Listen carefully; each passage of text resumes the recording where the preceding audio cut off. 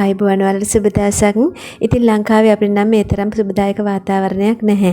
අපේ රට අපේ මාතෘභූමියේ ඉතිරි පරපුර රැකගන්න මගේම සහෝදර ජනතාව සමග මාත් එකතු වෙලා ඉන්න මොහොතක් මේක. ඉතින් මාර්තු මාසයේ කරපු වීඩියෝ ටිකක් තමයි මම මේ දිගටම අරගෙන ඉන්නේ ඔයාලට. මේ කාලේට මේවා දැම්මේ නැත්තම් වැඩකුත් නැහනේ. ඉතින් අද මම අරගෙන එන්නේ කිරි අලුව හදන විදිය. කිරිම කිරි රසට හයිය නැතුව කිරි අලුව හදන වීඩියෝ එක තමයි අරන් එන්නේ. ඉතින් යමු එන්න ඒක හදන විදිය බලන්න. මෙතන තියෙනවා කැකුළු හාල් හුඬු දෙකකින් කොටාගත්ත හාල් පිටි. තෙත හාල් පිටි. මම බ්ලෙන්ඩරේ තමයි කොටාගත්තේ. ගෙදර බ්ලෙන්ඩරේ. ඔයාලත් පෙගෙන්න දාලා පැය 3-4ක් විතර ඊට පස්සේ වතුර බේරෙන්න තියලා බ්ලෙන්ඩරයක් තියෙනවා නම් ඒකෙන් කොටා ගන්න. එහෙම නැත්නම් තෙත හාල් පිටි කඩෙන් ගන්නත් පුළුවන්. ඉතින් මේක අපි බෙද ගන්න ඕනේ. මේ විදිහට භාජනයක් ලිපේ තියලා මම බෙද ගන්නවා. අලුව කියන්නේ පිටි බෙදලා හදන එකක් හින්දා හොඳට බෙද ගන්න ඕනේ මේක. ඉතින් කැකුළු හාල් හුඬු දෙකකින් එහෙම නැත්නම් කප් දෙකකින් පිටි කොටා ගත්තම පිරිසි අඬු කෝප්ප වලින් 5මාරක් 6ක් විතර තියෙනවා. ඉතින් මේ විදිහට දාලා මම මේක බෙද ගන්නවා.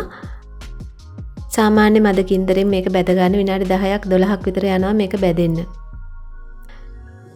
ඉතින් ඔයාලට තේරෙනවා අමු ගතිය ඉවත් වෙලා හොඳ සැහැල්ලුවක් දැනෙනවා පිටි ටික නිතරම වැටෙන්න යනවා හැලෙන්න යනවා දෙපැත්තෙන් හැඳි ගාද්දි. එතකොට තමයි මේක හොඳටම බැදිලා තියෙනවා කියලා අපිට හොයාගන්න පුළුවන්. ඒ වගේම සුවඳ එනවා හොඳට බැදිච්ච සුවඳ. ඉතින් මෙහෙම කරනකොට ඔයාලටත් පේනවා ඇති නිතරම විසි වෙන්න වගේ යනවා. ඉතින් ඒක තමයි පිටි බැදිලා කියලා අපිට හොයාගන්න පුළුවන්. ඉතින් දැන් මේක හරි බැදිලා තියෙන්නේ. මම ටිකක් නෙවෙන්න තියුවා.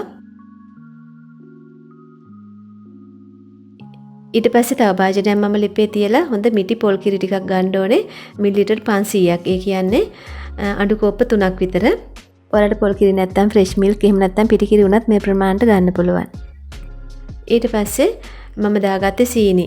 සීනි හරිනම් දාන්න ඕන ග්‍රෑම් 300ක්. ඒ කියන්නේ පිරිසි අඬු කෝප්ප වලින් දෙකක්. මම ලුණු ටිකකුත් දාගත්තා. ලුණුත් දාගන්න. ඊට පස්සේ මේක හොඳට උතරව ගන්න ඕන. උඩින් උතරලා යන්න දෙන්න එපා. නිතරම උඩට උතුරලා එනවා. එතකොට ලිප අඩු කරන්න. එහෙම නැත්නම් ලිපෙන් අයින් කරලා ආයිමත් තියලා මේක උණු කරගන්න. මේ අවුරුදු කැවිලි වර්ග කියන්නේ සීනි දියවැඩියාව තියෙන අයට එච්චර හොඳ කෑම නෙමේ. සීනි දාන්න නැතුව මේවැයි පදම ගන්නත් බෑ හරියට. ඉතින් මේක ගොඩාක් ඝන වෙනකන් තියාගන්නත් එපා. එතකොට අලුව හයි වෙනවා. සාමාන්‍ය ප්‍රමාණයට උණු කරගන්න. ඊට පස්සේ කරදමුංගු කුඩු ටිකක් තමයි මම දාගත්තේ. එනසල් කුඩු ටිකක්. ඉතින් ඒ වගේම කජු උනත් දාගන්න පුළුවන්. මේකට ගොඩක් රසයි. ගොඩක් පත්පැණි වෙන්නම කරගන්න එපා නූල් ඇදෙන සයිස් එකට. එතකොට අලුව ටික ගල් වෙනවා, හයි වෙනවා. ඊට පස්සේ මම මේක අයින් කළා ලිපෙන් නිවෙන්න තියුවා. දැන් පිටි ටික නිවිලා තියෙන්නේ. මම මේ ටික හලා ගන්නවා. මොකද බැද්දාම කැට වෙනවා. මේක හොඳට හලා ගන්න ඕන තව සැරයක් ඒ හින්දා.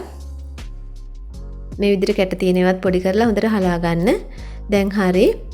දැන් ඉතින් මම මේ පිටි ටිකෙන් ටිකක් අයින් කරනවා. මොකද අපිට උඩින් සහ යටින් දා ගන්න ඕන අලුව වල තැටියත් ලැහැත්ති කළා මම පිටි ටිකක් දාලා. ඒ වගේම අපිට පිටි මදි වුණොත් එහෙනම් පොඩ්ඩක් දාගන්න තියා ගන්න ඕනේ. දැන් අර නිවිලා තියෙන පැණි කිරි මිශ්‍රණය දා ගන්නවා මම ටිකෙන් ටික. නිවලා දා ගන්න ඕනේ. උණුවෙන් දැම්මොත් එහෙම ගල් වෙන්න බලනවා. මෙහෙම දාලා මේක හොඳට ටික ටික දාලා මිශ්‍ර කරගන්න. ඔයාලට අතින් කරගන්න උනත් පුළුවන් නිවුන හින්දා. මේක චුට්ටක් රස්නේ තියෙන හින්දා මම මේකෙන් කරගන්නේ. හොඳට මේක මිශ්‍ර කරගන්න. ටික ටික දාන්න. ඔක්කොම එක සැරේ දාන්න එපා. නැත්නම් අපිට පදම හදාගන්න බැරුව යනවා. ඉතින් මේකට ඔයාලට දාගන්න පුළුවන් බටර් හරි එක්ස්ට්‍රා මාගරින් හරි මේස හැන්දක් දෙකක් විතර. එතකොට තවත් හොඳයි. මම දැන් තමයි ඒක එකතු කරන්නේ. ඔයාලට කිරි ටික උණු කරනකොට කිරි ටිකටම දාගන්නත් පුළුවන් ලිපේ තියෙද්දිම. මම ඒකත් දාලා හොඳට මේ විදිහට මිශ්‍ර කරගත්තා. ඉතින් ටිකක් තෙත ගතිය වගේ දැනෙනවා නම් ආයෙ පිටි චුට්ටක් දාගන්න. ඒකයි මම පිටි ටිකක් අයින් කරගන්න කිව්වේ. එහෙම දාලා මේක මම මේ හදන පදම වෙනකන් හදාගන්න. ඉතින් ගොඩක් රසයි ඇත්තටම මේ කිරි අලුව එක. ඔයාලට මේ කිරි වෙනුවට ෆ්‍රෙෂ් මිල්ක් ගන්නත් පුළුවන්. ඒ වගේම පිටි කිරි ගන්නත් පුළුවන් මේ ප්‍රමාණයට. මිලිලිටර් 500ක් ගන්න ඕනේ හැබැයි. දැන් හරි. ඊට පස්සේ මම මේ පිටි දාගත්ත තැටියට දා ගන්නවා මේක. මේ වගේ තැටියක් තියෙනවා නම් ගොඩක් හොඳයි. ලෑල්ලකට වඩා අපිට එක ප්‍රමාණයටම හදා ගන්න පුළුවන්. ඊට පස්සේ උඩින් පිටි දා ගන්නවා. දාලා හොඳට මං මේ ස්පැචුලා එකෙන් මේක තුනී කරගන්නවා එක ප්‍රමාණයට එනකම්. අපිට තනිකර නිකන් ලෑල්ලක දාගත්තා නම් මේක ප්‍රමාණ එක පැති වලට බහිනවා. එක පැත්තට උස හිටිනවා. ඒ හින්දා මේ වගේ තැටියක් තියාගන්න මේ වගේ කෑම හදනකොට. මේ විදිහට තුනී කරගන්න එක ගානකට. ඊට පස්සේ වැඩි පිටි ටික අයින් කරගන්න ඕනේ.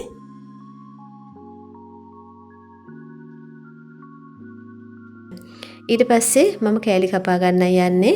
මම ඉක්මනට කළේ ඔයාලගේ කාලය අපරාධ වෙන හින්දා මම ඉරියඳ ගත්තා. කලින් මේ වගේ දෙයක් කරනකොට සමානව ඉරියඳ ගත්තාම පිහියෙන් අපිට ලස්සනට කපා ගන්න පුළුවන්. නැත්නම් එකපාරට කපන්න ගියාම කෑලි ඇද යනවා. දැන් හරි ලස්සනට තියෙනවා නියම ගානට. ඔයාලටත් අවුරුද්දට හදන්න පුළුවන්.